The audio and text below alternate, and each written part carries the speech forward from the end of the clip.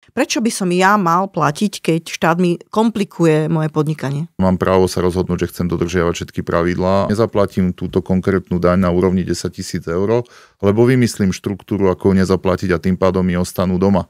Ale to je iba čiastkový výsledok. Vyššia moc môže zasiahnuť a povedať, že tak ako si ich nezobral, tak ich zajtra odovzdáš. Ako si prišiel na to, že nie je dobre hľadať skratky? Že ak to poznanie prišlo ako? Som si potom uvedomil, že nie som šťastný, alebo práve naopak, že možno som až frustrovaný. Tie nejaké odvody nezaplatím kamkoľvek, takže tie peniaze proste budú niekde iba chýbať. To je podvod, to je krádež. Veľmi tvrdé slovo, hej, to sa používajú také iné mäkšie, že optimalizácia. Nie? S Bohom? Dá sa rozprávať s Bohom? Rozprávaš sa s ním? Vo väčšine prípadov, keď sa snažím komunikovať ja, tak je na druhej strane mlčanie. Že to bolo také nahranie, že si zdvihol ruky k nebu a že Páne Boh, že ako ďalej? No a bola splatná, 25. dňa v mesiaci a tie peniaze neboli. Tak teraz OK. Máme 28, nemáme, 29 nemáme, 30 nemáme. Čiže druhá dôležitá časť je vedieť prijať na seba zodpovednosť za dôsledky. Tento podcastový blog som nazvala Podnikanie s Bohom, pretože vnímam, že je veľa úspešných mužov a žien, ktorí rozbehli biznis s vierou v Boha, vsadili na túto Božiu kartu a dobre sa im darí.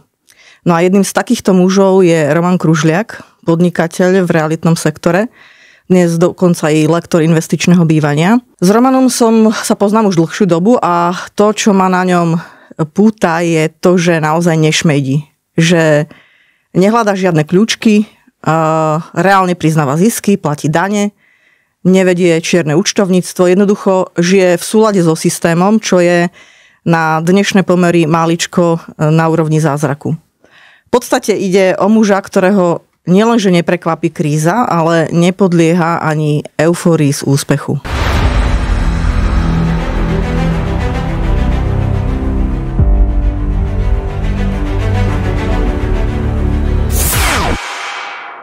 Roman, som rada, že si prijal pozvanie do podcastu. Ďakujem vám pekne, že tu môžem byť. No, ako sa ti pozdáva takáto charakteristika o tebe? Viem ju prijať. Na druhej strane si uvedomujem, že veľa vecí nezáleží celkom odo mňa, takže je tu aj vyššia moc, ktorá tie veci ovplyvňuje a že niektoré veci mi boli dané, možno ako dary a talenty, takže potom som ich len prijal a súhlasil. No a na niektorých veciach zase pilne pracujem, aby to tak mohlo byť, ale v podstate robím veľa preto, aby to tak bolo, ako si to povedala. Aj by si niečo pridal k tomu ešte? Uvedomujem si, že pôvodom všetkého je pokora, takže doplnil by som to, že snažím sa stavať všetky princípy na pokore a potom to funguje ľahko a ľahšie. Dobre, to si samozrejme rozoberieme počas nasledujúcich minút. Teba ľudia poznajú v poslednej dobe ako takého rešpektovaného muža, objavuješ sa v podcastoch, si majiteľom realitnej firmy, si dokonca lektorom, to sme povedali v úvode, ale málo kto ťa pozná ako muža, ktorý je veriaci a celú svoju takú tú bytosť, aj osobnú, aj podnikateľskú spájaš naozaj s princípmi, Božími princípmi. No a zaujímalo by ma, že aký ten hlavný Boží princíp, alebo čo by si povedal, že ktorý Boží princíp sa najviac prejavuje v tom, že si sa dostal tam, kde si dnes. Ako netreba nejako, že nechcem to nejako prikrašľovať, ale reálne sa ti darí. Že si človek, ktorým sa naozaj reálne darí. Ktorý ten Boží princíp ty si myslíš, že má na tom podiel? Tak ono ich asi veľa, ale že také základné dva, ktoré by som povedal, je, že prvý je vďačnosť. Čiže uvedomujem si, že všetko, čo mám, som dostal, tak prečo by som sa mal tváriť inak, ako keby som to dostal. Takže som vďačný za veľa vecí rozumiem aj majetok, ale za vzťahy, za ľudí, za poznanie, za súvislosti. Čiže prvá vec, ktorú si veľmi uvedomujem, je vďačnosť a z tej sa potom dá pozitívne odrážať, čiže vážim si to, čo mám a na druhej strane, že sú tu možno ešte stále nejaké nenaplnené sny, ambície, ale že veľmi si teda vážim a vďačím za to, čo mám. Čiže prvá časť je vďačnosť a druhá časť, ktorá ma tak ako keby veľmi posunula, je podobenstvo o talentoch, kde vlastne správca majetku predtým, ako šiel na dlhú cestu, tak rozdal svojim sluhom talenty. Pod talentom sa rozumel v danom období konkrétny majetok, to bol nejaký objem striebra alebo niečo, že presne neviem kvantifikovať ten objem, ale jeden dostal 5 talentov, druhý 2 talenty a posledný 1 talent, každý podľa svojich schopností. No a potom bolo, keď sa vrátil správca zúčtovanie tých talentov, takže jeden spravil z 5 10, ten dostal pochvalu, že je dobrý a užitočný sluha, druhý spravil z 2 4, ten dostal tú istú odpoveď, že dobrý a užitočný sluha. No a posledný povedal, že ja som sa ťa, pane, bál, lebo ty si akože veľmi tvrdý a podobne, tak ja som rýchlo zakopal ten talent. No a teraz, keď si prišiel, tak ti ho vraciam. No a odpoveď bola, že zlý a neužitočný sluha, že neurobil si nič, že keby som bol predpokladal, že budeš sa správať takto, tak dám možno tie peniaze peniazomencom a bol by z nich aspoň úrok. No a že vlastne na základe tohto som si uvedomil, že sa od nás očakáva ako keby zhodnocovanie talentov a ja pod slovom talent dnes rozumiem súbeh dvoch vecí, takže to je majetkové pomery, ale druhá vec je aj, že nejaké také hodnoty a dary, ktoré nám boli dané na úrovni zmýšľania, na úrovni poznania, na úrovni vzťahov a že naša úloha je tieto veci zveľaďovať, zhodnocovať a stupňovať, lebo sa to od nás očakáva, takže potom sa mi pracuje ľahko, lebo viem, že toto sa odo mňa očakáva, tak sa to snažím naplniť. Vďačnosť je pekná vlastnosť, ale zväčša sme vďační vo chvíľach, keď sa nám darí. A čo keď sa ti nedarí, keď je ťažšie obdobie? Ty si prežil také obdobia, rozoberieme si ich neskôr, ale že ako sa správaš v takýchto chvíľach? No vždy je to o tom, ako si tie veci pomenujeme, že ako sa na tie veci pozeráme, lebo z pohľadu života máme veľakrát také nastavenie, že sa zaoberáme iba problémom, ktorý žijeme a vlastne ten problém, ktorý riešime, tak sa nám zdá najdôležitejší a najťažší. Ale v princípe si veľakrát neuvedomujeme tie pozitívne veci, tie ako keby vytesňujeme zo života. To mi príde nespravodlivé, lebo proste vždy je veľa pozitívnych vecí, ktoré máme a ktoré žijeme. No a keď sa na ne nepozeráme, tak potom žijeme taký ustarostený, úzkostlivý život. A že vlastne, aj keď si povedala, že nejaké ťažké obdobia alebo čokoľvek, že všetko má svoju hodnotu, že aj nejaké čiastočné utrpenie alebo nejaký nekomfort a podobne majú svoju hodnotu, lebo proste budujú a formujú človeka a vytvárajú zase iné hodnoty.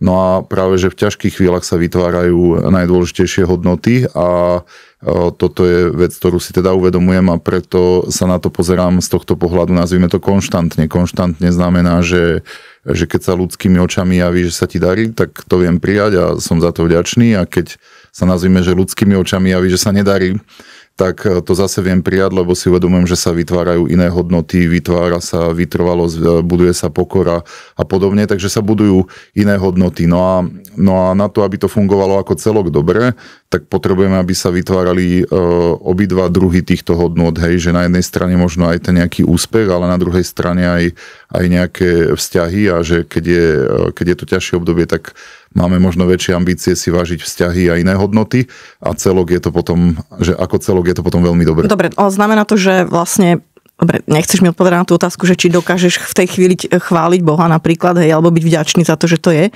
že naozaj je to ťažké, hej, že sa ti nedarí, dajme to, máš komplikáciu, nejakú situáciu veľmi ťažkú, ale viera nás nakoniec tomu vedie, že buďte vďační, buďte stabilní a v tej chvíli aj ďakujte. Áno, som vďačný aj v danej chvíli za všetko, čo žijem. Vždy. OK, dobre, super. Kde si získal vieru v Boha? Tak tú tradičnú vieru mi odovzdali rodičia, takže z tohto pohľadu to bolo ľahké. Na druhej strane v nejakých chvíľach života som bol takým rebelom, alebo som mal potrebu hľadať nejakú vlastnú cestu. Pamätám si nejaké také obdobie, keď som mal rádovo 16 rokov, potom keď som bol na vysokej škole rádovo 21 rokov a podobne, takže sa mi zdalo, že treba nájsť nejakú skratku a zrýchliť a podobne. Potom sa mi vždy ukázalo, že tie skratky nefungujú a podobne. No a že vlastne možno rádovo, keď som mal 28-9 rokov alebo podobne, niekedy v tomto období životnom, tak som prestal hľadať skratky, tak toto poviem a že dnes tie skratky nehľadám a nehľadám ich aj preto, lebo si uvedomujem, že takto ako to je, takže to je dobré a že inak to ani žiť neviem a nechcem, takže... Ako si prišiel na to, že nie je dobré hľadať skratky, že ak to poznanie prišlo ako?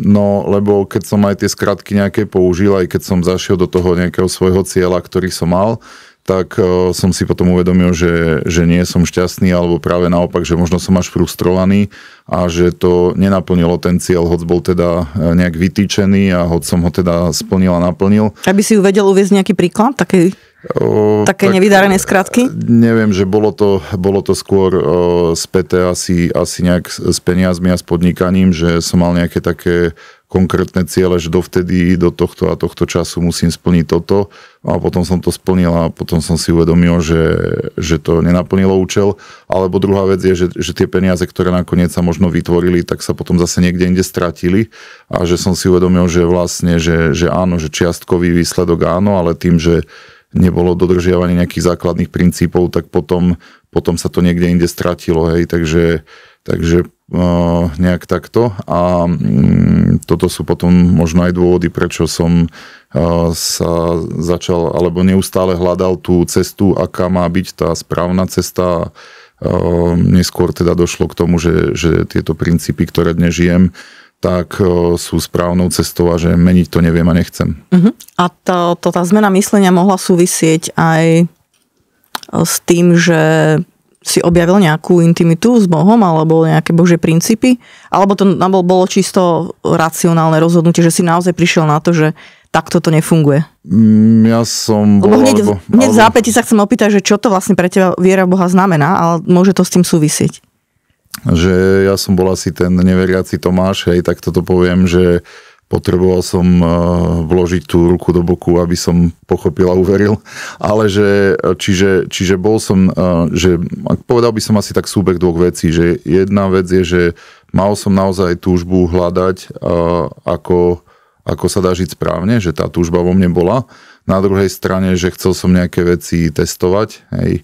A že dnes rozumiem, že niektoré veci možno testovať nie je vhodné, alebo že stačí dodržiavať tie pravidlá nejaké základné a že potom je všetko v poriadku. Takže asi taká kombinácia toho, že túžba poznať a spoznať, ale na druhej strane, že boli tam aj nejaké také veci, ktoré ma nejak lákali smerom von, ale neskôr som pochopil, že sa týmto smerom uberať neviem a nechcem a že vlastne keď som aj nejak vybočoval, tak nakoniec som sa musel a chcel vrátiť, lebo to bola najlepšia cesta. Poďme k tomu, že čo to vlastne je tá viera Boha v tvojej perspektíve. Čo to znamená? No, zase by som to asi tak rozložil do dvoch vecí. Prvá je, že uvedomujem si nejakú podriadenosť, že niekedy to tak o tom možno vtipkujem, že Boh, človek, pes, že tá podriadenosť je taká, že proste si uvedomujem, že nezáleží veľa vecí celkom odo mňa, že ja mám urobiť svoju časť, ale na druhej strane, že je tu nejaká vyššia moc, ktorá niektoré veci dovolí alebo nedovolí, čiže na margo toho, že čo pre mňa znamená viera, že dôverujem. Dôverujem znamená, že spolieham sa na Boha a počítam s ním vo svojom živote. Čiže prvá vec je, že spolieham sa na Boha a druhá vec je, že vzťah. Uvedomujem si teda vzťah s Bohom a že proste aj zo skúseností, ale aj z tej dôvery vychádzajúc viem, že sa môžem spoľahnúť na najvyššieho. To v praxi znamená, že niektoré tie ľudské cesty môžu byť v tom online čase náročné, ale že to je v poriadku, že to je iba nejaké vývojové štádium, ktoré má niekam zájsť a že našou úlohou to je prijať a kráčať ďalej. Čiže za mňa viera je, že dôverujem najvyššieho a potom vzťah, čiže kombinácia týchto dvoch vecí. Dobre, no poďme si ten vzťah rozobrať, že ako to vyzerá, že väčšina tradičných kresťanov alebo veľa tradičných kresťanov si predstavuje, že vzťah alebo viera znamená, že chodím do kostola raz do týždňa, že si plním nejaké modlitebné štandardy. Čo je to vzťah u teba? Skús to rozmeniť na drobné. Ako to vyzerá, ten vzťah?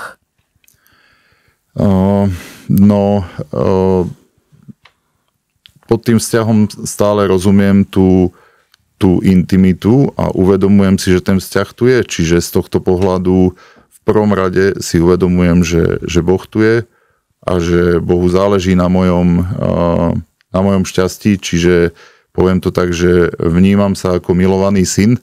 A čiže viem, že niekto sa tu o mňa stará a že niekto so mnou počíta a že niekomu veľmi záleží na tom, aby som fungoval dobre a správne. Čiže to je prvá časť, že túto časť si veľmi uvedomujem, počítam s ňou, nepochybujem o nej. No a potom je tá druhá časť som ja. Hej. A teraz, že keď viem, že je tu takáto autorita, ktorá robí to, čo robí, tak potom mne sa už koná iba ľahko, že ja sa v niektorých veciach teda iba rýchlo podriadím a môžem kráčať pokojne ďalej. Lebo keď viem, že tu je táto autorita a že tá autorita sa tomu priraďujú nejaké tie ľudské vlastnosti, ktoré sa snažia vystihnúť tú Božiu autoritu, že najvznešenejší, najrýchlejší, najlepší, najdokonalejší a neviem čo, ale že tieto vlastnosti nestíhajú pokryť tie Božie princípy a tú dokonalosť. No a keď si uvedomujem, že táto dokonalosť sa chce a stará o mňa, tak potom ja už iba súhlasím a podriadujem sa týmto veciam a potom sa mi žije ľahko. Čiže ten vzťah je, že vzťah Boha voči mne a potom vzťah mňa voči Bohu. Čiže takto to vnímam a toto sa snažím žiť a aplikovať v živote. A vieš, vzťah medzi mužom a ženou alebo vôbec celkovo ľudské vzťahy sa dajú perfektne zaramcovať, lebo ľudia sa stretávajú, ľudia sa rozprávajú, dávajú si vzájomné nejaké darčeky, idú spolu na kávu, obedujú spolu, hej, majú svoju intimitu vlastnú, ale s Bohom. Dá sa rozprávať s Bohom? Rozprávaš sa s ním? Určite. A hej? Určite. Ako to vyzerá? Skús povedať, ako vyzerá rozhovor s Bohom. Sú to dve veci, hej, že tak ako v tom možno ľudskom vzťahu, ako si nazvala, že komunikácia z jednej strany a komunikácia z druhej strany. Čiže na jednej strane, že snažím sa komunikovať za seba, že čo ma trápi, teší a že ako tie veci žijem, a na druhej strane, že počúvam odpoveď z druhej strany. No, môžem o tej odpovedi z druhej strany povedať, že za mňa je tá odpoveď vtipná. Vtipná znamená, že vo väčšine prípadov, keď sa snažím komunikovať ja, tak je na druhej strane mlčanie. Takže že nedostávam tú odpoveď, ale na druhej strane, že keď sa tie veci naozaj snažím s pokorou napočúvať a potom sa podľa nich podriadiť a zariadiť, tak neskôr tie veci prichádzajú potom buď priamo od Boha, že iba mi to je povedané, ale prichádzajú aj tie veci cez ľudí, čiže ja sa snažím načúvať aj ľudí, čiže jednoducho dostávam tie odpovede cez konkrétnych ľudí, cez konkrétne situácie, cez konkrétne relácie, proste jednoducho v nejakých médiách, v čomkoľvek, že tá forma tej odpovede môže byť rôzna. A dokonca aj v nejakých malých situáciách, hej, že ja neviem, že zastavil ma bezdomovec, zapýtal si odo mňa 2 eurá a ja sa ho pýtam, že proste jednoducho, že na čo ich potrebuje a podobne, a on tak bol ticho a potom povedal, že si chce kúpiť víno a tak ja som mu tie 2 eurá dal, ale že paradoxne, že tá situácia napríklad mi odpovedala úplne na vážnu situáciu, ktorú som riešil, že proste jednoducho, že ako sa mám zariadiť a že či mám odpovedať spravodlivo alebo nie, a že predtým, ako mi mal odpovedať, tak ja som si jednoznačne povedal, že ak mi odpovie čestne, takže mu určite peniaze dám. Hej. A on dlho rozmýšľal, na konci povedal, že chce tie peniaze na víno a že nešlo o tú odpoveď, ale že vlastne jeho odpoveď mi úplne poradila v nejakej vážnej veci, ktorú som sa v danej chvíli rozhodoval. Čiže cez tieto situácie, a že na to, aby som vedel tieto situácie pochopiť a prijať, tak musí mať nejaký primeraný jemnocit. No a ten jemnocit si teda budujem aj cez modlitbu. No to sa práve chcem opýtať, či máš vyčlenený čas s Bohom, nejaký pravidelný? To neviem, či by som až takto nazval, asi som nie v tom až taký dôsledný, ale na druhej strane, že si uvedomujem, že toho času je veľa a že sa dá ako keby vždy využívať aj v kontexte synergie, čiže synergia, že v bežnom živote máme veľa neefektivity a tá celá neefektivita sa dá pokrývať napríklad modlitbou, čiže cestujem, mám čas, kráčam, mám čas. No a potom tá posledná časť, že to môže sa javiť tak, že tu je len nejaké spektrum času, ktoré mi ostáva, tak to ako pokriem, ale že treba si uvedomiť, že aj tá základná činnosť, ktorú robíme, môže byť modlitbou, ak ju vykonávame s tým hlavným úmyslom, hej, a ten hlavný úmysel je slúžiť sebe a okoliu. Povedal som účelovo aj seba, lebo podľa mňa by sme nemali z tej skupiny ľudí vylúčovať aj seba, že netriedím ľudí, a že netriedím ľudí znamená, že netriedím ani seba, čiže aj ja zapadám do tej skupiny ľudí, ktoré treba slúžiť. No a že vlastne to je tá myšlienka, že vlastne že aj práca samotná môže byť modlitbou, ak je vykonávaná s tým nejakým základným úmyslom, a ten úmysel je slúžiť. Ty si pomerne ambiciózny človek. Keď sme sedeli naposledy spolu na káve, tak si mi hovoril, že už od detstva si mal vždy také silné túžby a že keď sa jedna naplnila, chcel si ďalšiu a ďalšiu a viac a viac a viac. Ambicioznosť je dôležitá v podnikaní aj vôbec v činnosti, ale na druhej strane, keď ju človek nekontroluje, tak môže uletieť. To znamená, vnímaš tú svoju ambicioznosť vnímaš ako cnosť alebo ako niečo, čo treba mať pod kontrolou, pod Božou mocou a Božou vládou? A či si vedomý toho, že to treba nejak mať pod kontrolou vôbec? No, že ja to teda vnímam ako cnosť, ale vnímam to ako cnosť zase podmienečne, že podmienečne znamená, že tá cnosť je podriadená najvyššej autorite a že mali by sme vždy teda na to pamätať. Hej, a že veľa otázok, ktoré si neviem zodpovedať, že neviem, či viem zodpovedať túto otázku presne, ale že veľa otázok, ktoré neviem zodpovedať, tak si zodpovedávam inými otázkami, nejakými takými veľmi podobnými, ktoré potom zodpovedia aj tú hlavnú. No a že za mňa veľakrát, keď neviem niečo odpovedať presne, tak potom prichádza k základnej otázka. Základná otázka je, že pýcha alebo pokora. A že ak je tá ambicioznosť v pokore, tak potom je podľa mňa cnosťou a môžeme ju budovať o život, hej, že netreba v ničom spomaliť, práve naopak, že zrýchliť. Ale na druhej strane, že ak je tam nejaká časť, ktorá podporuje pýchu a vlastné ego, tak by sme sa mali možno vrátiť a ustabilizovať si veci, ktoré nie sú v poriadku a potom kráčať. Ale toto si vyžaduje také podrobovanie, také skúške neustálým otázkam, že skúmaš Božiu vôľu neustále. Hej, že je to... Skús mi nejaký príklad uviesť. Príklad toho, že čo ja viem, že mal si nejakú túžbu, nejakú ambíciu a skúmaním naozaj otázkami v rozhovore s Bohom si prišiel na to, že to nie je jeho Božia vôľa, že to nie je jeho túžba, že to je len tvoja túžba, čo ja viem na pomastenie ega napríklad, hej, alebo to podporenie tej pýchy, ako ty hovoríš. Mal si také niečo? Vieš niečo takéto priznať? Tak neviem, akože skôr to je možno nejaký taký, že vtipný príbeh, ktorý je starý asi 12 rokov. No ale že mal som v danom období nejaké také auto, možno 5-6 ročné, ale podľa mňa veľmi dobré to auto bolo a tak. No a že mal som také podľa mňa podporené pýchou nejaké ambície, že si musím a chcem a kúpim lepšie auto a tak. No a potom som sa ako keby vrátil naspäť, že som pochopil, že to je trochu podporené pýchou, tak som sa definitívne rozhodol, že proste si to auto nechám, ale že proste, že v tom rozhodnutí som už nemal pochyby, že ja sa poznám za seba, že ktoré rozhodnutia sú pevné.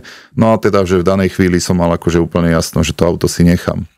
No a že tá veta platila menej ako 24 hodín, lebo v noci mi to auto niekto nabúral mi ho na totálku. Takže zostali z neho viac menej iba smeti, že to auto sa nedalo ani opraviť, ani nič. Takže dostal som za to nejaké peniaze, lebo v danom období auto bolo poistené a teda OK. No a že vlastne, že teda hoď som si povedal, že to auto ostane, tak teda ostalo menej ako 24 hodín. Potom som asi obdobie 1 roka jazdil na nejakom takom ešte podstatne skromnejšom aute, ako bolo to pôvodné. No a do roka som potom mal nové auto, ktoré bolo zase že úplne nové a technologicky aj kvalitatívne ďalej. No a že vlastne, že čo chcem teda povedať, že to je tá možno vec, ktorú si uvedomujem, že ak chceš Boha rozosmiať, povedz mu o svojich plánoch, takže na margo niekedy aj pýchy a pokory, že v danom období som sa pokorne rozhodol, že pri tom aute ostanem a odpoveď bola, že no nie, že neostaneš, ešte pôjdeš nižšie, ale potom pôjdeš radikálne vyššie. Hej? Čiže to je o tom, že ten život sa niekedy, že my ho nemáme v rukách. To je to, čo si veľmi uvedomujem, že môžeme a chceme a máme urobiť svoju časť, ale na druhej strane, že ten základ nemáme v rukách. Hej? Čiže... Ale toto je zaujímavé, čo si teraz povedal, lebo Boh takto veľakrát funguje, že my keď sa podriadíme, tak akože ty si urobil ten úkon pokory, tak som prišiel o to auto. Prišiel si o auto, že Boh ťa ešte ťa ako keby potlačí smerom nadol, ale zároveň ťa povýši. O pár nejaké obdobie ťa povýši. V tomto prípade to bolo rok, no. Hej, ale že... To je jedno, ale povýšil ťa, hej, že, ale je zaujímavé, že dá ti pocítiť to dno, hej, dá ti pocítiť to dno, ako keby skúšal tvoju dôveru. Máš takúto skúsenosť vo viacerých príkladoch? Určite, že ja mám teda aj evidenčné číslo na aute Dôveruj, Takže veľa ľudí sa ma pýta, že pre koho a prečo, a tak akože hlavná odpoveď, že pre mňa, že lebo keď do neho nasadám, tak si to vždy prečítam, dokonca keď vystupujem a podobne. Čiže základná vec je, že dôverujem, hej, že všetko funguje na dôvere a na vzťahoch, že proste možno si to neuvedomujeme komplexne v živote, ale všetko funguje na dôvere, hej, čiže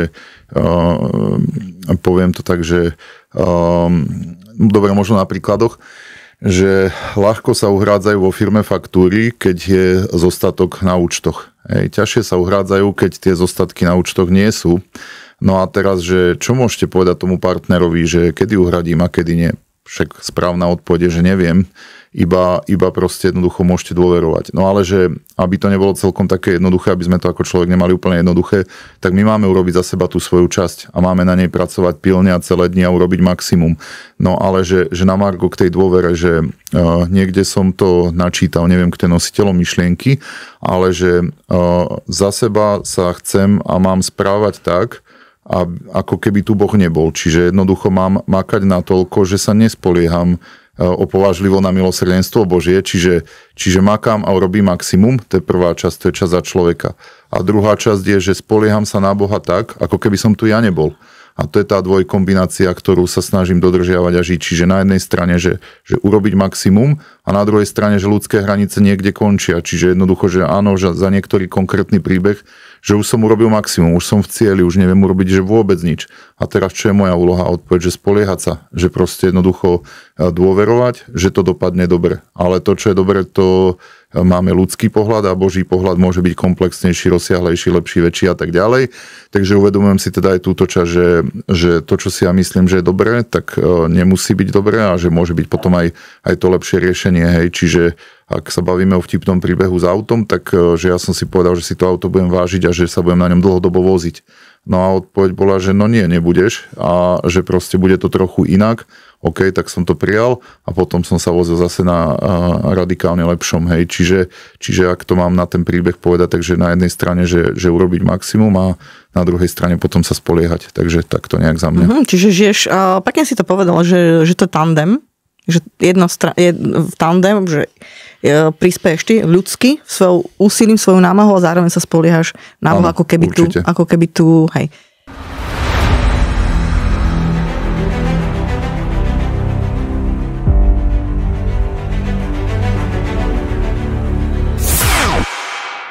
Spomenul si práve tú situáciu, keď máš platiť faktúry, to je inak zaujímavý prvok a veľa podnikateľov tým prechádza, že prichádza do chvíle, kedy nemá, čo ja viem, v situácii nemôže zaplatiť faktúru, nemá na to peniaze, ale odberateľ, alebo odberateľ sa pýta, že kedy zaplatíš faktúru a ty... Dodávateľ sa pýta, kedy zaplatíš faktúru a teraz ty nemáš, ale vieš, že to uhradiť musíš. Ako odpovedáš tak, aby si neklamal? Lebo ty neklameš. Ty si práve človek, ktorý neklameš a nekľúčkuješ.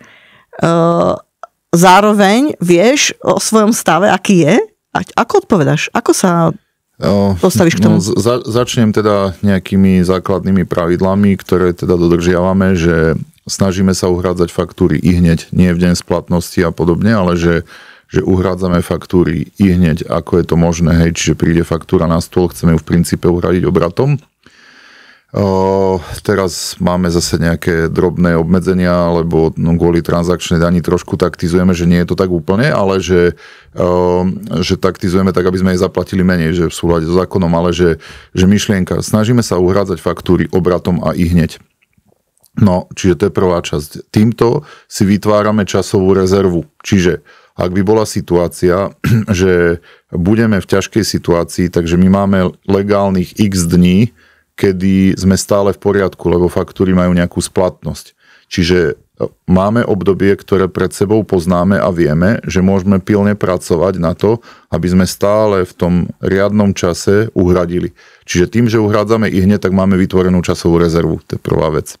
Druhá vec, že keď nastáva to obdobie, že náhodou by sme to nemali stihnúť z akýchkoľvek dôvodov, tak to komunikujeme. Komunikujeme to dopredu, že proste jednoducho, že je tu takáto situácia a že či vedia so splatnosťou faktúry počkať a či je to pre nich v poriadku a že ak áno, v akej miere a podobne.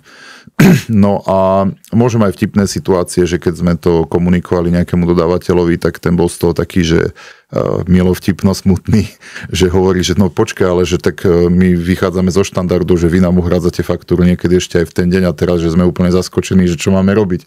Vrajím, že OK, že je to tak, ako to je, ale že proste jednoducho, že teraz to teda tak nebude a že preto to komunikujeme.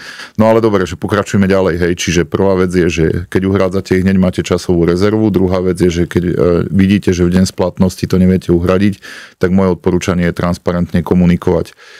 Komunikácia vytvára mosty, hej, a tieto mosty môžu byť veľakrát, poviem, veľmi rýchle, jednoduché a vhodné, čiže veľakrát vám povie ten váš dodávateľ, že v pohode a že kedy to chceš uhradiť a vy poviete, ja neviem, že o týždeň alebo niečo, že to je v pohode. Čiže veľakrát zistíte, že ten problém ani nie je, čiže veľakrát si tie problémy vytvárame sami v mysli a že moje odporúčanie je teda komunikovať veci dopredu. No a keď sa ukáže, že to je problém, tak ten problém sa potom rieši spoločne. Spoločne, že ako vnímam zase tú naviazanosť, tak ja ju vnímam, že sú to vzťahy a že teraz vlastne, že čo znamená tá faktúra, že faktúra znamená odberateľ a dodávateľ. To v praxi znamená, že ak na vás ten dodávateľ chce veľmi tlačiť a neviem, čo všetko vám vysvetľovať, že aký ste vy na figu alebo ja neviem čo, že nedodržíte splatnosť, tak akože treba si uvedomiť, že možno z tohto pohľadu je čiastočne aj na figu, lebo si vybral zlého obchodného partnera, ale že ja to nechcem takto pomenovávať, ja to chcem pomenovávať práve pozitívne. A práve pozitívne znamená, že pozrite sa, že vy ste si vybrali dobrého obchodného partnera, takže obidvaja obchodní partneri sú v poriadku, ale že treba si uvedomiť to, že od vás odberáme nejaký tovar, službu a podobne, tak, že to je zároveň aj kompliment voči vám, čiže my vám dávame tú úctu a hodnotu, dajte ju aj vy nám, v tejto chvíli vás prosíme o trpezlivosť. Hej, že jednoducho, že život prináša situácie, že môžem zase povedať tú druhú časť. Druhá časť je, že ľudská časť, že robíme maximum preto, aby sa to nestávalo nikdy. Nikdy, že tam nie je výnimka, že to potom zaplatíme alebo nezaplatíme alebo uvidíme. Čiže na ľudskej úrovni robíme vždy všetko a maximum preto, aby sa to podarilo.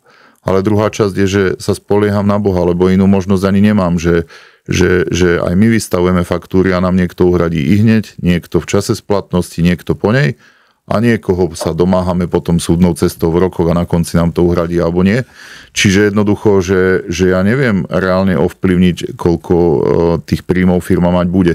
Že aj tie veci také, že ja to mám rád, aj sa mi to páči moderné, že si to nabudžetujete, toľko to budeme mať príjmov a neviem čo.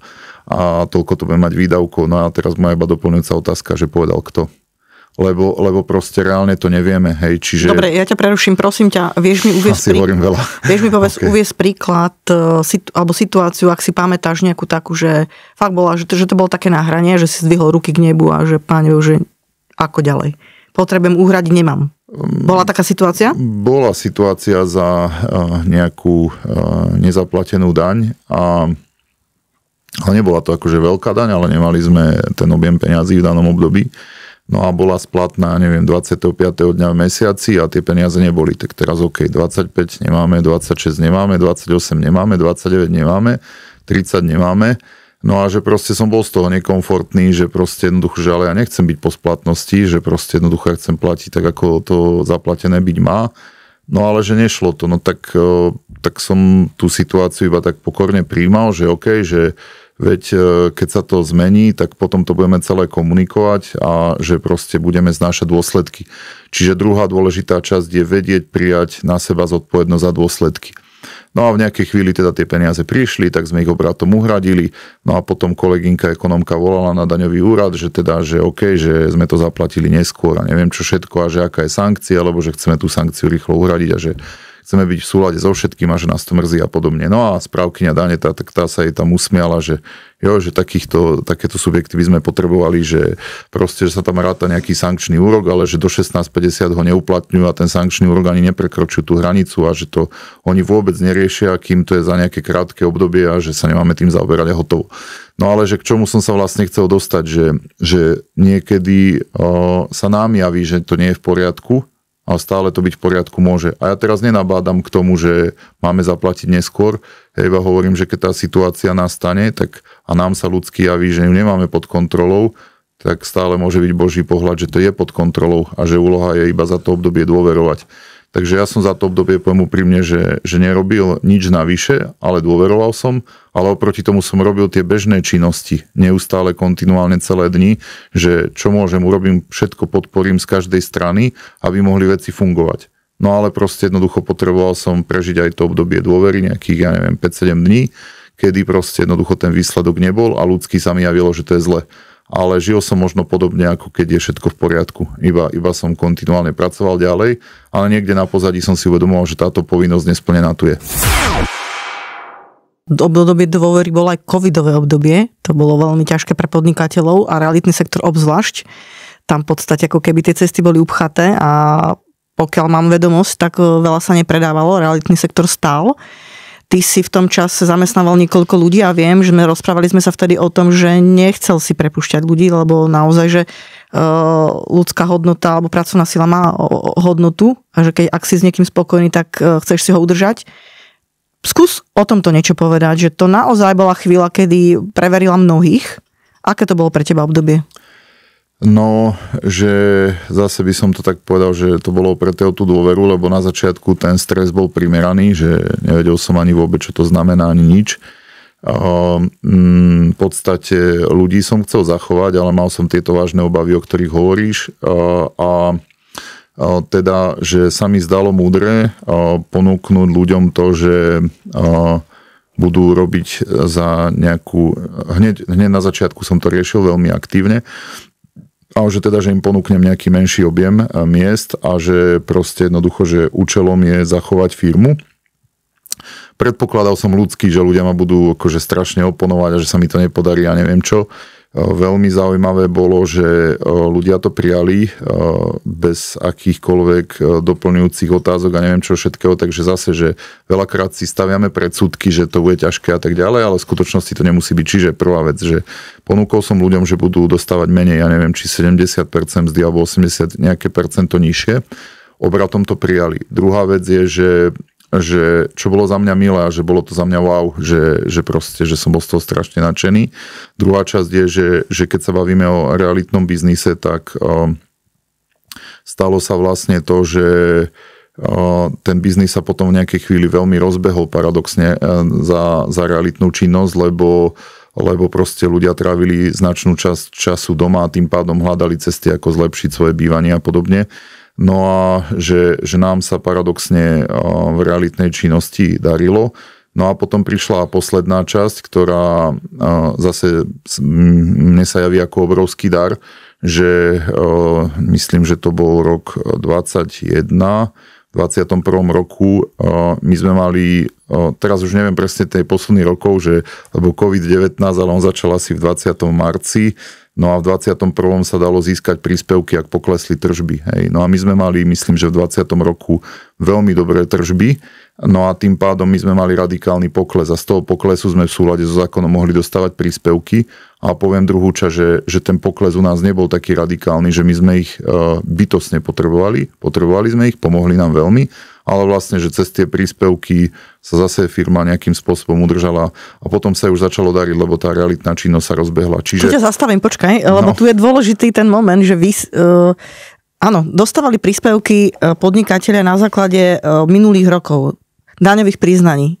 A to je práve ten moment, to bola práve tá sranda celkom, že ľudia, ktorí nepriznávali príjmy a dane, tak v podstate nemali sa o čo oprieť. To je veľmi zaujímavé, že tu sa ukázalo, že človek, ktorý poctivo priznáva dane a platí, tak v tejto krízovej situácii, v tomto krízovom stave sa mu to oplatilo. Určite, ako to komentuješ? No, ja na tom nevidím nič zvláštne, hej, že proste jednoducho, že reálne to tak bolo. Nárok na príspevky sme mali, tak sme si ho nepožiadali a sme ich dostali. Tak nám to veľmi pomohlo. My sme mali potom, akože za realitnú činnosť my sme nemali ťažké obdobie v kontexte covidu, iba toho začiatku, ale to bolo treba psychologicky prijať a nejak sa s tým vysporiadať. A my sme mali ťažké obdobie za realitnú činnosť niekedy v roku 23, že v roku 22 sa zlomil realitný trh, zlomil sa tým, že narastli úrokové sadzby a prestal tok nehnuteľností od účastníka k účastníkovi B. No a my ako realitná kancelária žijeme z tých zmien, že jeden predáva, druhý kupuje. Takže v roku 2022 sa zlomil realitný trh. A 22. rok sme ešte dotiahli dobre, lebo sme mali nejaké aj staré príbehy ťažké, ktoré nám priniesli výsledky. Takže 22. rok sme uzavreli dobre. Ale 23. rok bol pre nás ťažký z pohľadu realitnej činnosti, lebo sa nepredávalo nič a my máme teda silný taký support tým, ľudí na trvalý pracovný pomer, ktorí podporujú maklérov a tak, ale makléri nepredávali nič a support tým tu bol.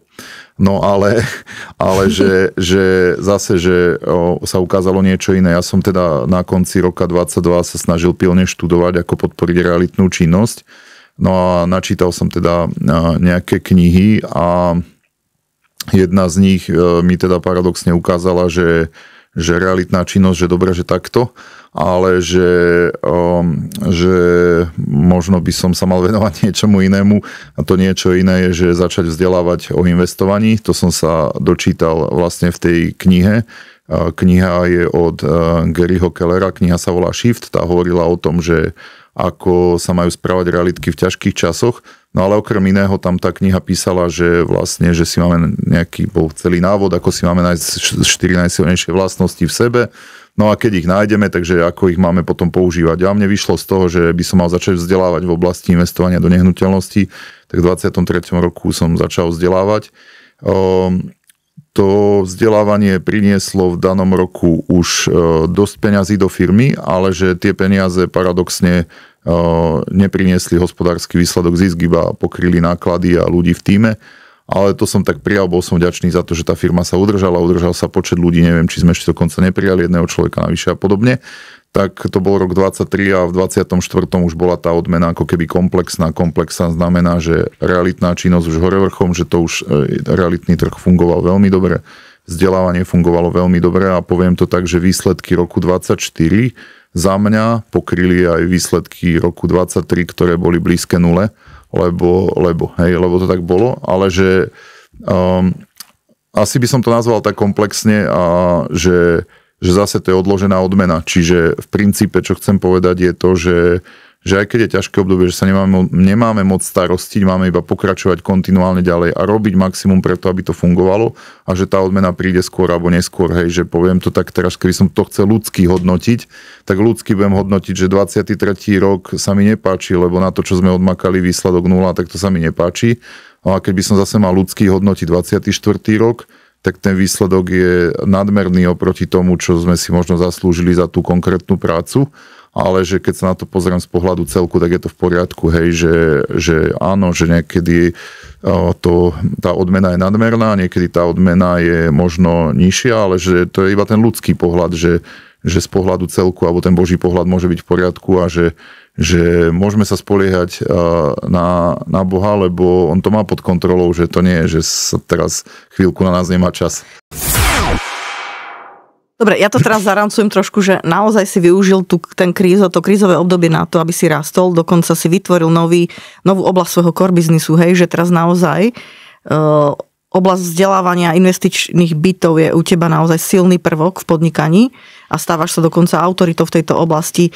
Čiže opäť tu platí to, čo vlastne sa ako tak nejakým spôsobom vinie celým tým tvojim životom, že príjmaš situácie a okolnosti životné také, aké sú a príjmaš ich a hovoríš amen, hej, na ne a v tom rastieš. Môžem to takto zaramcovať? Áno. Že súhlasím s tými vecami tak, ako sú a robím maximum preto, aby mohli byť lepšie. To je všetko. Poďme trošku sa pobaviť ešte o tom platení daní a dodržiavaní tých pravidiel. V dnešnej dobe naozaj ja sa s tým veľa stretávam a ešte vo svojej novinárskej praxi z minulosti veľmi často, že ľudia kľúčkovali, hej, v rámci účtovníctva čierne peniaze, už o podvodoch ani nehovorím. Prečo je dôležité platiť dane? Prečo je dôležité si myslíš, že dávať štátu to, čo žiada? Ten argument z druhej strany prichádza taký, že štát mi nepomáha, naopak, že napríklad tá daňová úroveň alebo daňové zaťaženie na Slovensku je obrovské, je silné, vysoké, hej, jedno z najvyšších v rámci Európy. Prečo by som ja mal platiť, keď štát mi komplikuje moje podnikanie? No, tak tam je veľa tých aspektov, prečo to tak má byť, že na jednej strane si treba uvedomiť, že tie všetky odvody poskytujú solidárnosť, čiže proste z tohto pohľadu niektoré veci fungujú iba preto, lebo sú niekým a niečím podporované a stále môžu byť pre našu spoločnosť veľmi dôležité a užitočné, ja neviem, zdravotníctvo, sociálny systém, čokoľvek. Čiže prvá vec je, že je tam solidárnosť. Druhá vec je, že treba si uvedomiť, aspoň teda za mňa si uvedomujem, že neviem, ako to správne pomenovať, ale že podriadenosť autoritám, že proste jednoducho si uvedomujem, že toto nie je to, čo ja môžem a mám a chcem riešiť, že proste jednoducho, že mojou úlohou iba dodržiavať tie pravidlá. No a že prečo sa mi to možno žije trochu ľahšie, nehovorím, že úplne v nejakých chvíľach tiež som iba človek z mesa a kosti a že nemusí to byť úplne jednoduché, ale že veľa vecí si uvedomujem cez práva a nie cez povinnosti. Takže ja mám právo sa rozhodnúť, že chcem dodržiavať všetky pravidlá, že chcem odvádzať všetky veci v súlade so zákonom a podobne. Čiže to je ľudská časť. Tá časť, ktorá je tu nejaká, čo sa týka štátnej moci, tak tá vám zase hovorí, že to aj povinnosť, hej, čiže za mňa vychádzam viacej z toho práva, potom sa mi žije ľahšie, že mám právo sa rozhodnúť, že chcem dodržiavať všetky pravidlá a podľa nich žiť a správať sa. No a druhá časť je, že... No ale ty sa preto rozhoduješ. Ja sa preto rozhodujem. A mňa zaujíma, prečo sa preto rozhoduješ? No, lebo si uvedomujem tie súvislosti všetky, hej, že bol som stanovený ako správca nad nejakým objemom hodnôt a že môžem sa na tej svojej úrovni správať spravodlivo alebo inak. No a že vlastne ja sa prikláňam k spravodlivosti a v praxi to znamená, že skúsim to na kopčeku zmrzliny povedať, že keď niekto predá kopček zmrzliny za euro a neodvedie z neho nejakú časť, lebo povie, že to sú aj tak malé peniaze a že to sa ani neoplatí o tom účtovať alebo odvádzať a že to tam sa berú niekde možno veľké peniaze alebo míňajú neefektívne, tak áno, že uvedomujem si, že môže byť aj takýto pohľad, ale že keď nie sme dobrými správcami nad tým málom, tak potom ako môžeme byť dobrými správcami nad tým veľkým, hej, čiže ja si hovorím, že moja zodpovednosť je nad tým, čo spravujem a že z toho mám vychádzať a tam sa mám správať spravodlivo a vykonať to, čo urobiť mám. No a čiže prvá vec je, že rozhodujem sa pre tú spravodlivosť, lebo to tak chcem a uvedomujem si, že ak tie nejaké odvody nezaplatím kamkoľvek, takže tie peniaze proste budú niekde iba chýbať. Keď to chceme pomenovať tvrdo, tak to je podvod, to je krádež, iba sa o tých podvodoch hovorí málo, lebo v princípe kto chce povedať, že ja som podvodník. To je veľmi tvrdé slovo, hej, to sa používajú také iné mäkšie, že optimalizácia, neviem čo všetko. Dobre, ale že ešte dokončím, prosím, a už ťa pustím, že ešte poslednú veľmi dôležitú vec v tomto kontexte, ktorú si teda uvedomujem a je pre mňa obrovskou motiváciou, je, že si uvedomujem, že všetko úsilie, ktoré vykonávam a jeho dopad nezáleží priamo odo mňa, ale že záleží od tej vyššej moci. A že proste, že ja teraz si môžem povedať, že vymyslím, nezaplatím túto konkrétnu daň na úrovni 10 000 eur, lebo vymyslím štruktúru, ako nezaplatiť a tým pádom mi ostanú doma. Ale to je iba čiastkový výsledok. Proste jednoducho tá vyššia moc môže zasiahnuť a povedať, že tak ako si ich nezobral, tak ich zajtra odovzdáš aj po nich. Hej, čiže jednoducho preto si uvedomujem, že mám toto právo dodržiavať tie veci a uvedomujem si, že je tu vyššia moc, ktoré veľmi záleží na tom, aby som z tohto pohľadu mohol fungovať dobre a tým pádom môžu prísť zdroje, ktoré pokryjú všetky tie potreby a jedna z potrieb je aj teda daňové a odvodové zaťaženie. Čiže ja sa spolieham na to, že budú tieto veci pokryté a že ja mám urobiť svoju časť a so zbytkom sa nemám trápiť. Čiže toto je tá dôležitá časť, že sa spolieham na tú vyššiu moc a tým pádom nemám ako keby problém a stále, že čo je ten ultimátny cieľ, poviem to tvrdo, ukradnúť z akéhokoľvek fondu 10 000 eur a nechať si ich. A odpoveď, že to nie je ultimátny cieľ. A druhá vec je, že ak by to aj ultimátny cieľ bol, a keby som ho aj naplnil, to neznamená, že je naplnený dlhodobo a trvalo, je iba naplnený čiastkovo. Rozumiem tomu dobre, že veríš v to, že existuje tá koncová ako keby rovnováha, že dobre, že teraz si tu ja obídem tie pravidlá, akože prilepším si, hej, nezaplatím odvody, nezaplatím daň, fakturujem na čierno, ale... Bez faktúry. Áno, presne, alebo bez faktúry, hej, bez bločkov. Ale je tu nejaká vyššia moc, ktorá ten stav vyrovnáva. Je to tak? Veríš v takúto rovnováhu? Neviem, či to viem nazvať rovnováha, ale viem to nazvať tak, že viem prijať tie veci tak, ako sú a viem, že celkom nezáležia odo mňa.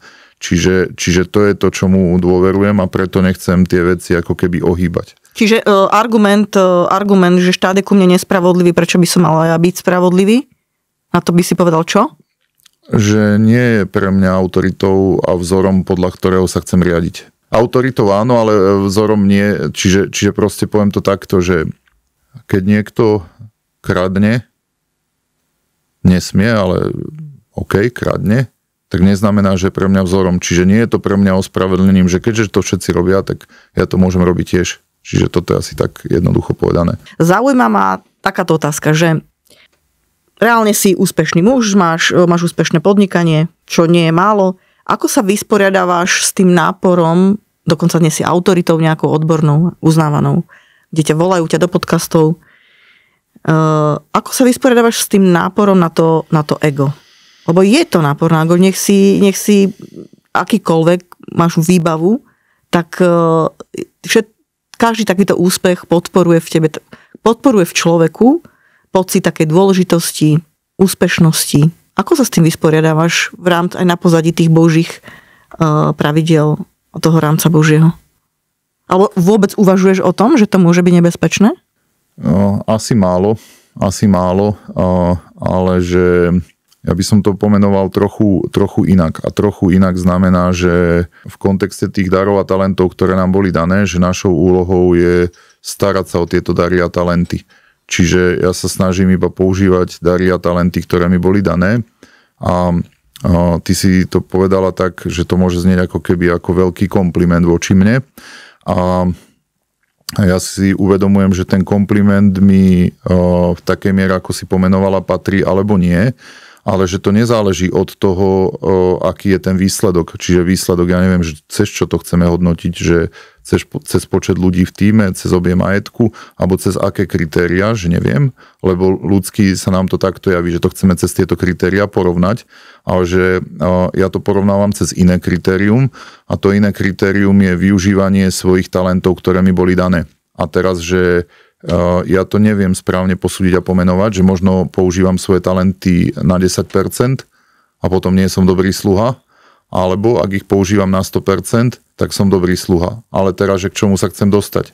Že niekomu bolo dané možno málo a to málo používa na 100% a keď to porovnáme cez tie nejaké ľudské kritéria, že on zamestnáva koľko ľudí, 0, ja zamestnávam koľko ľudí, že viac, tak by sa mohlo javiť, že Roman je šikovnejší, ale ja hovorím, že nemusí to tak byť, lebo on používa tie svoje talenty na maximum a ja ich nepoužívam na maximum.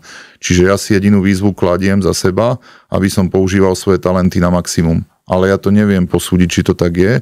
A druhá vec je, že neviem to porovnať s niekým iným. Čiže ak sa bavíme o tom, že nejaký úspech alebo nejaké ego, tak ja iba hovorím, že ja neviem, či to je nejaký úspech v kontexte využívania tých talentov. Čiže ja sa snažím používať na maximum svoje talenty a všetky verejné nejaké vystúpenia, podcasty alebo čokoľvek majú slúžiť na to, aby inšpirovali iných, aby mohli aj oni používať svoje talenty, aby ich mohli používať naplno.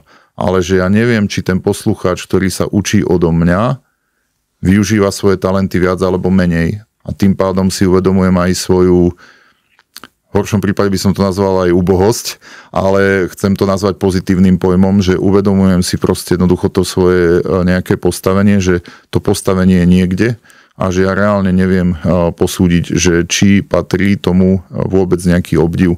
Čiže moja úloha iba robiť maximum v kontexte toho, čo mi bolo dané. Dobre, čiže vlastne ty sa udržiavaš v takej bdelosti týmito otázkami neustále. Určite. Na druhej strane, nedá sa prehliadať to, že ten ľudský úspech a ľudské kritéria sú tu a je to veľký tlak, hej, aj mediálny, aj vôbec spoločenský, že naozaj tá spoločnosť funguje inak, ako to teda ty vnímaš, respektíve ako ty sa v tom vysporiadavaš vo svojej vlastnej mysli, ale to je realita, hej, ten ľudská vôľa a tie spoločenské kritériá sú nastavené nejako. Mediálny tlak je obrovský, význam mediálnych výstupov je silný, hej, takže finančná úspešnosť, fungujúca firma má svoj kredit, hej, že to všetko vytvára nejaký spoločenský kredit a ten sa nedá ako keby prehliadnúť a nemyslím si, že ani ľudská duša, aj duch na to nereaguje, hej, že podľa mňa je pod určitým tlakom. Čiže preto sa pýtam, že či to úplne dokážeš ako keby takto odstrihnúť, ako si teraz povedal. Tak ako viem to pomenovať aj ľudský, hej, a ľudský zase, že ty tu dávaš tie komplimenty jeden za druhým, ale že aj ľudský, keď si to povieme... To sú nie komplimenty, to je fakt, hej, že takto funguje spoločnosť. Áno, ale že vždy záleží od toho, že s kým sa porovnávame, hej, čiže aj keď sa bavíme na tej ľudskej úrovni, tak proste, že poviem, že aj na vzdelávaní boli u mňa ľudia, ktorí... majú úplne iné obrovské firmy, ktorí spravujú aktíva v desiatkách miliónov eur, alebo predali firmu a získali za to jednotky miliónov alebo desiatky miliónov eur. Čiže sa stále porovnávaš, udržuješ sa v bdelosti práve s takýmito, na základe takýchto komparácií? Neporovnávam sa, ale uvedomujem si, že aj cez tie ľudské kritériá je tu x ľudí, ktorí sú radikálne úspešnejší, šikovnejší, spravujú väčší objem aktív, starajú sa väčší objem ľudí a podobne. Čiže ak sa bavíme aj o tých ľudských kritériách, tak si uvedomujem, že proste, že sú ľudia, ktorí sú radikálne úspešnejší a tým pádom, že je tu aj táto časť. Takže ego ti nevyskakuje, hej? Tak ja to neviem možno správne posúdiť, ale robím veľa preto, aby neviem, že mne to nechýba, tak toto poviem. No a že vlastne stále tá rovnaká otázka, že pýcha alebo pokora, ja sa snažím si vybrať odpoveď, no a verím, že sa rozhodujem stále rovnako a že to aj dodržiavam.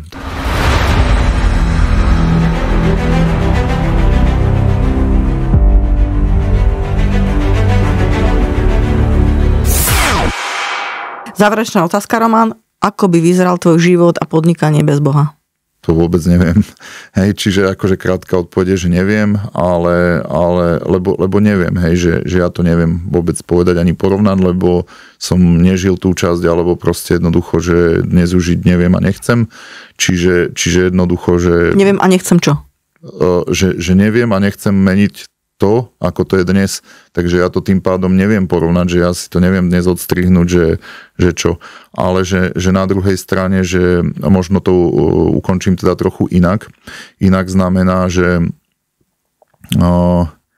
netriedím ľudí podľa toho, či veria alebo neveria v Boha, že uvedomujem si, že každý z nás je teda z tohto pohľadu Božím stvorením a že je stvorený veľmi dôkladne a že proste, že aj vieru vnímam ako dar a že k ľuďom sa správam rovnako, či teda dar viery majú alebo nemajú, alebo ho používajú alebo nepoužívajú a že našou úlohou je byť vzorom a inšpiráciou pre všetkých ľudí. Čiže na jednej strane, že ja úprimne hovorím, že ja dnes neviem asi žiť bez Boha, alebo si to neviem ani predstaviť, ale na druhej strane, že to neznamená, že proste niekto je potom na tom horšie, keď žije inak a hľadá veľmi aktívne pravdu celé dni, takže ja si vážim veľmi aj tých ľudí, ktorí hľadajú tú pravdu a ktorí kráčajú v rámci svojich možností najlepšie ako vedia. Čiže toto je môj pohľad, keď sa bavíme, že s Bohom a bez Neho, takže na jednej strane, že ja bez Boha žiť neviem a nechcem a neviem to, a na druhej strane, že vážim si ľudí, ktorí hľadajú úprimne pravdu a pracujú na sebe, hoď teda možno vieru nežijú. Ďakujem ti za tvoj čas, Roman. A ja ďakujem.